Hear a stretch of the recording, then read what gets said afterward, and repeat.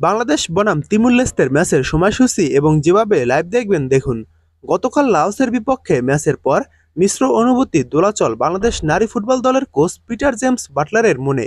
জয়ের আনন্দ যেমন আছে, তেমনি শেষ দিকে গোল হজমের হতাশাও আছে তার। এএফসি অনূর্ধ্ব-20 উইমেন্স এশিয়ান কাপের বাছাইয়ে বুধবার স্বাগতিকদের 3-1 গোলে হারায় বাংলাদেশ। লাওসের জালে জোড়া গোল উপহার দেন সাগরিকা। ম্যাচের ডেডলক খোলার পাশাপাশি শেষ দিকে ব্যবধান বাড়ান এই ফরওয়ার্ড। অন্য গোলটি মুনকি আক্তারের। তবে ম্যাচ শেষের দিকে গোল খাওয়া নিয়ে হতাশ আড়াল করেননি পিটার বাটলার।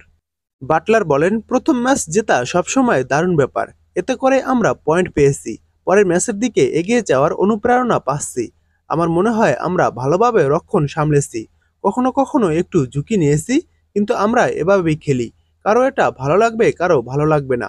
আমরা সবসময় শুরুর দিকের সুযোগগুলো কাজে লাগানোর ক্ষেত্রে একটু চাপে থাকি।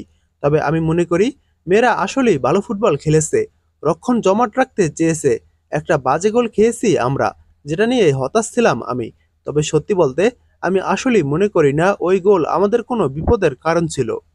এবার এইচ গ্রুপে নিজেদের দ্বিতীয় ম্যাচে শুক্রবার মেয়েরা মুখোমুখি হবে তিমুর লেস্তের বিপক্ষে। এই ম্যাচটি শুরু হবে বিকাল 3টায়।